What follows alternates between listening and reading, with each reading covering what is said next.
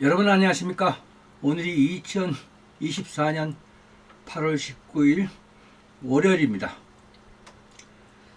자, 요즘 제 머리가 복잡해요. 굉장히 복잡하고요. 걱정도 앞서고요. 이 수험생들, 올해 수능을 보는 수험생들, 재학생도 있을 것이고요.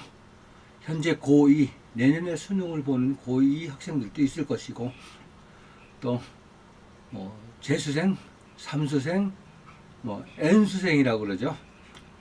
그래서 올해 이제 입시 현장에서 가장 큰 변수가 생겼죠. 의대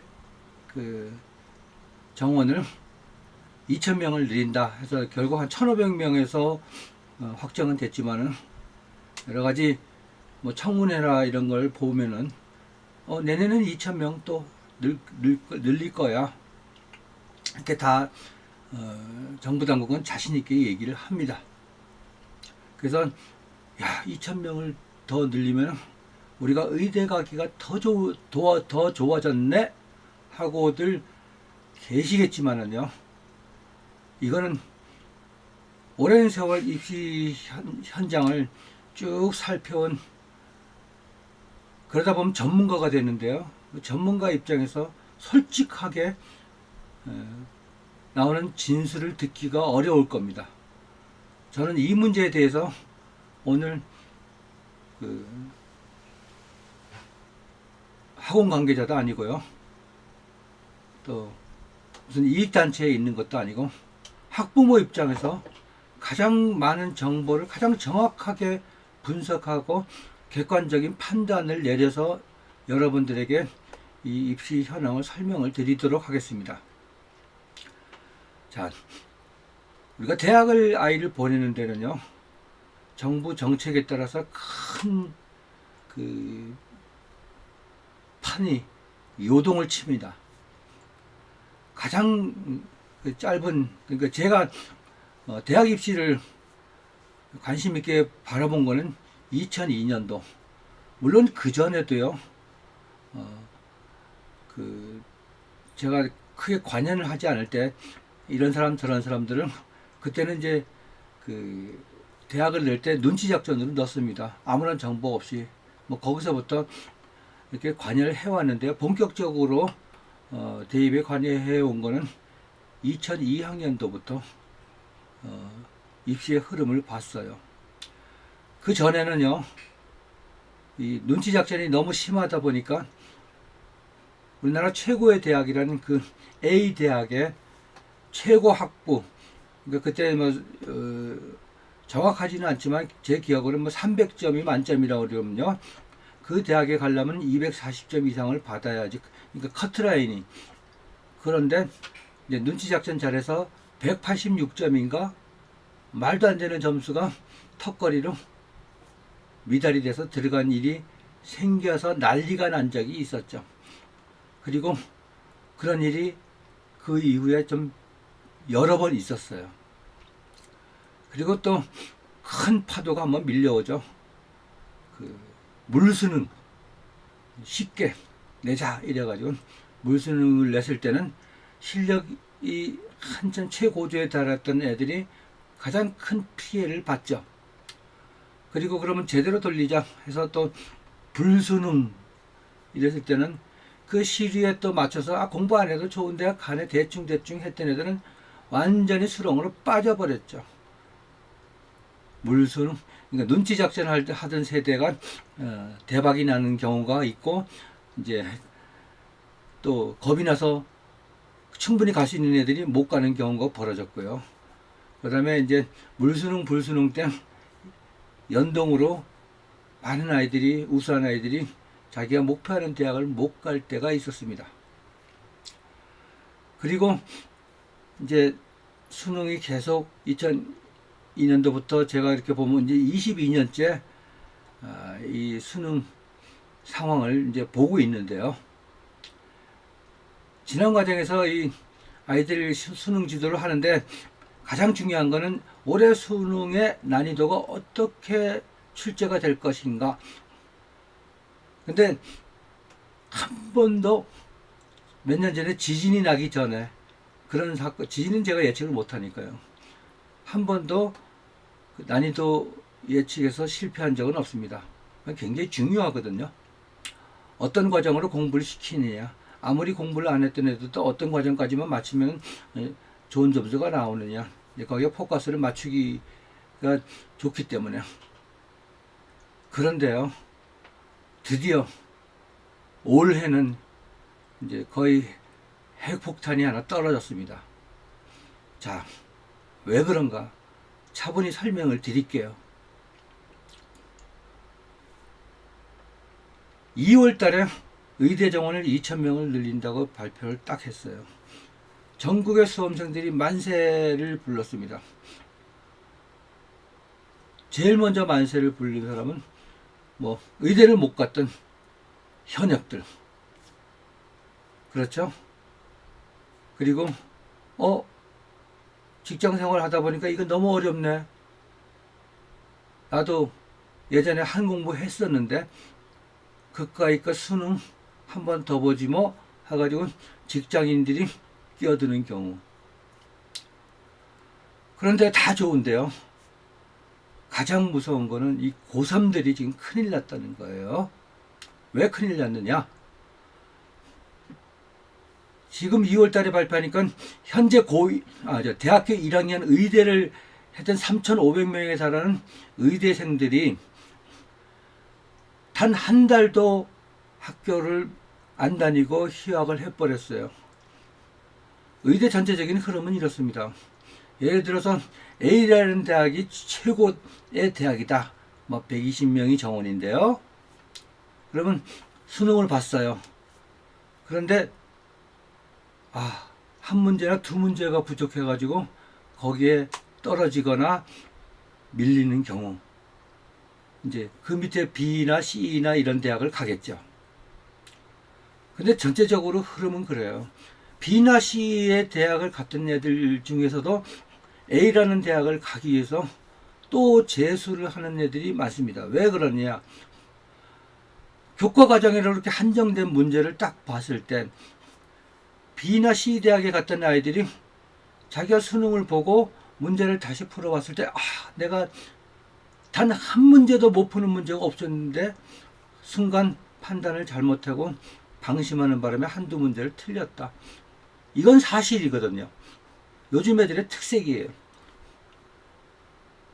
그러면 잠시 휴학하고 이제 반수해서 또 수능을 봅니다. 물론 이제 지방의대를 갔던 그 많은 인원들도 당연히 그런 생각을 합니다. 저희 큰애가 수능을 볼 때요, 기준은 그랬어요. 그때는 80만 명이 봤는데요. 5,000등, 수능을 봐서 5,000등에 이제 서열을 매긴다면 해당되는 애들은 거의 실력 차이가 없었습니다. 그때도요. 그런데 그 수학이나 몇 과목에서 사고력 문제가 좀 있어가지고요. 그게 여러 가지 그 문제 진행에 방해를 줬기 때문에 잠시 처져가지고 A라는 대학을 못 간 경우가 많아요. 그러면 B라는 대학 갔을 때 또 반수를 하고 되면 가고 그렇습니다. 자, 올해 그 수능을 보고 이제 지방대를 가건 B라는 대학을 가건 C라는 대학을 의대를 갖는 아이들이요. 아이씨, 이거 수능 자기가 본 수능 싹 분석을 해보니 땅을 치는 거예요. 내가 무슨 차이가 있다고 지금 지방대를 갔느냐. 이러고 이제 울고 싶은데요. 이거 몇 월 달부터 한번 그 반수를 해볼까? 다들 이런 마음을 가지고 있는데 울고 싶을 때 울고 싶어 죽겠는데 누군가 뺨을 때렸어요. 진짜 신나게 울죠. 잘 새겨 들으셔야 돼요.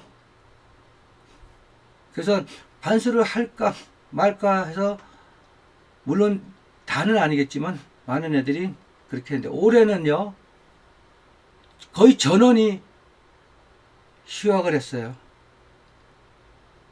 울고 싶은데 뺨까지 때려줘.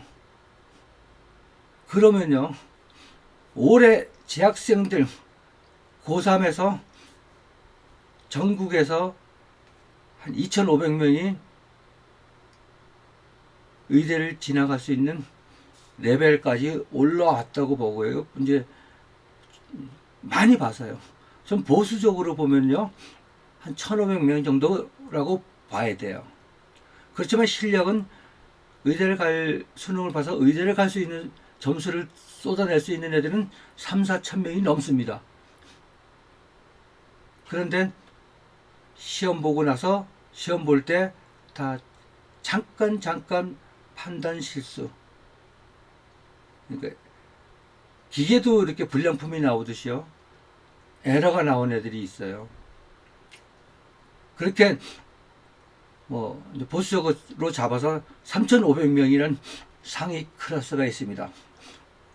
그러면 예전에는 현재 대학교 1학년에서 반수를 해서 갈 만한 애들이 500명이 정도가 지원을 했다 그러면요, 올해는 몇 명일까요?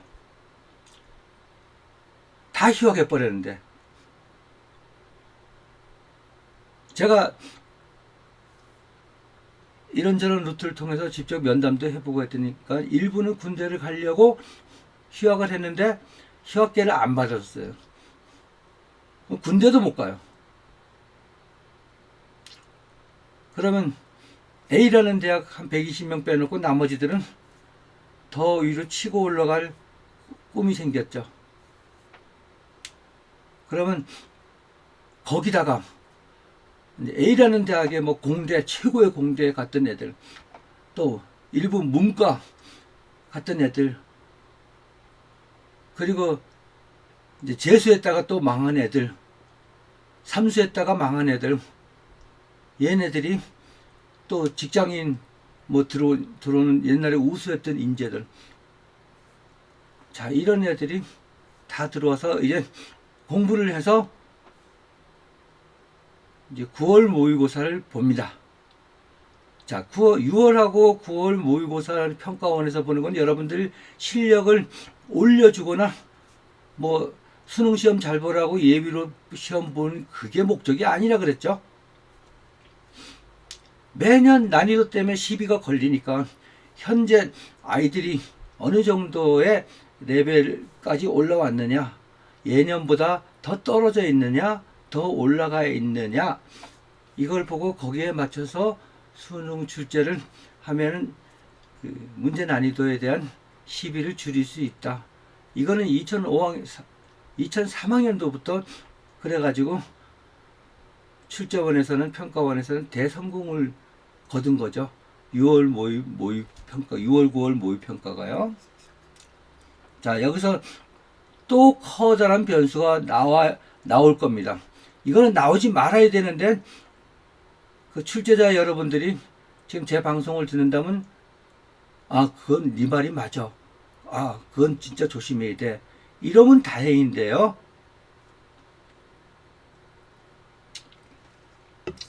입술이 마릅니다.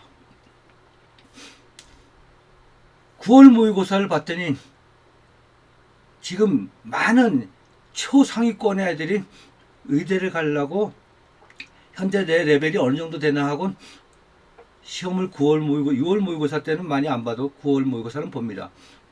봤을 때 어떤 자료가 나오겠어요? 예년에 비해서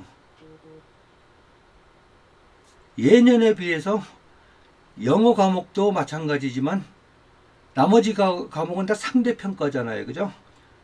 예년에 비해서 초상위권 애들이 거의 3배 이상 늘어났단 말이에요. 고3의 기준으로 봤을 때. 그러면 어떻게 돼요? 1등급 굉장히 치열해지겠죠. 그러니까 작년 기준으로 봤을 때 현재 고3이 1등급을 받을 수 있는 아이들이 위에 초상위 그룹이 와서 앉았기 때문에 2등급으로 밀리는 건 당연한 거예요. 자, 평소 교육청 모의고사, 그건 재학생들만 보니까요. 거기서 1등급 보아했던 애들이, 나왔던 애들이 2등급, 3등급으로 수능에서 밀리는, 9월 모의고사에서 밀리는 거는 불보듯 뻔합니다. 난리 났다 그래. 9월 모의고사 보고 등급 보고는 난리 났다고 지금 이거 어떡하냐고 이제 뭐 재학생들 난리 날 거예요. 자, 내가 공부했던 과정이 잘 들으세요. 잘못돼서 그런 게 아니라 위에 상당한 부분이 외부에서 들어왔기 때문에 예년 같으면 1등급 나왔을 내가 밀려서 2등급, 3등급으로 가는 거예요. 아마 고3들은 패닉에 빠질 겁니다. 이거 수능, 2달 남은 상황에서 2등급이 뭐야? 이래가지고 대학 가겠어? 더 중요한 거는요, 이제 수시 원서를 썼는데, 어느 정도 레벨이 있는 과에서는 최저 등급을 요구하잖아요. 그죠? 근데 이런 상황을 예견해가지고 대학에서, 올해는 이러니까 최저 등급도 더 낮춰야 돼. 이렇게는 안 하죠. 그럼 어떤 결과가 나오느냐? 예전 같으면 무난히 최저 등급으로 수시에서 들어갈 수 있는 애들이 그 등급을 가지고 낙동강 오리알이 되는 수가 굉장히 많습니다. 제 말 이해 가시죠? 그래서 평가원에서 올해 9월 모의고사 데이터를 가지고 딱 봤을 때, 이건 애들이 실력이 이렇게 높아졌네. 그러면 이거 변별력이 생겨야 되잖아. 예년같이 냈을 때 상위권 만점자가 쏟아져 나오면 이것도 비난의 대상이잖아요. 그죠? 수능 출제 뭐 그렇게 해가지고 잘했다고 훈장 주는 것도 아니고 연금을 더 주는 것도 아니잖아요. 일단 비난을 피하려면 어떻게 해요? 범위 내에서 난이도 있는 문제를 조금 더 넣어야 되겠다. 이렇게 예전에 출제했던 방식과는 조금 다르게, 그러니까 아주 오래전에 사고력을 조금 더 들어가는 문제를 교과 범위에서 벗어나지 않는 범위에서 이렇게 냈을 때, 이거는요, 신이 주는 점수이기 때문에 이거 대비한다고 되는 것도 아니고요. 틀리게 됩니다. 이제 올해 이런 결과를 가지고 또 지금 현재 고2들은 내년 입시를 예측을 할 거 아니에요. 그죠? 그리고 또 계획을 잡아서 공부할 겁니다. 불수능이니 난이도 어려운 거 냈으니 난이도 어려운 문제를 지금부터 뒤따 풀어야지 하고 이제 모든 게 이제 어긋나기 시작을 합니다. 저는 그렇게 하지 말라 그러거든요. 그래서 현재 고3들이나 입시생들이 가장 취약한 부분이 교과 과정이 취약한 것도 아니고 문제를 덜 풀어서 그런 것도 아니고요. 가장 취약한 거는 초등학교 때부터 뚜껑이 열린 교육을 받다 보니까 아무도 뭐라 그러지 않고 점수에 대한 그 멘탈이 나가 있어요. 그래서 시험을 봐도 끝나고 난 다음에 다시 한번 풀어보고 나면 다 풀 수 있는 문제를 틀리는 이 고질적인 문제가, 이거는 그걸 고치는 방법이 무슨 교과 과정이 있는 것도 아니고요. 그걸 전문으로 하는 선생님이 있는 것도 아니고요. 국어에서 뭐 찍 해봐야 비문학이 어려워. 그러니까 비문학을 그걸 많이 봐라. 여길 보고 어쩌고 저쩌고. 오랜 동안 그쪽의 전문가가 연구를 해보고 목숨 걸고 봐온 제 입장에서 볼 때는 다 웃기는 얘기죠.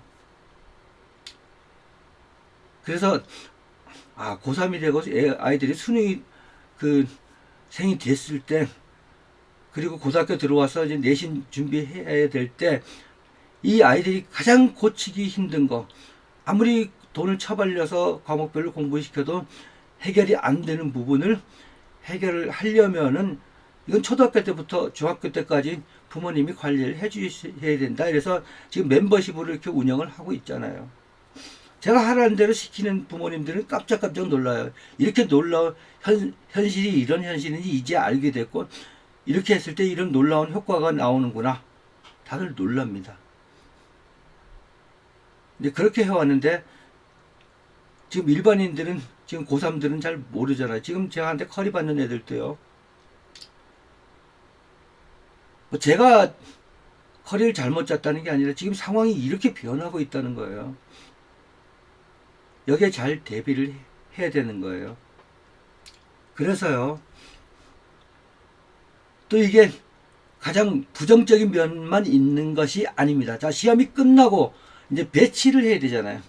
배치표. 이렇게 자료 만들어가지고 시험 끝나면 뭐 배치표. 자, 의대를 가려고 의대생이 자기가 수능을 봤는데 자기가 현재 다니는 의대보다 점수가 덜 나오거나 다시 도전을 해도 지금 현재보다는 못해.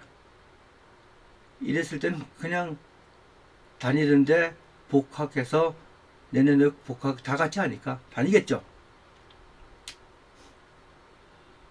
그러니까 수능을 봐서 의대를 지원하는 애들한테 상위권 애들 큰 변수가 생겼다는 거예요. 그래서 누구든지 함부로 배치표를 지금 작성을 못하는 상황이 왔어요. 굉장히 노련하기 전에는 힘듭니다.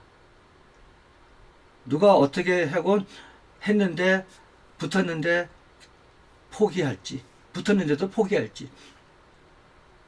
붙었으면 가야 되잖아요. 근데 그런 의대는 변수가 있어요. 위에서부터 채우고 막 난리가 나죠. 가, 나, 다 학군 왔다 갔다 하고요.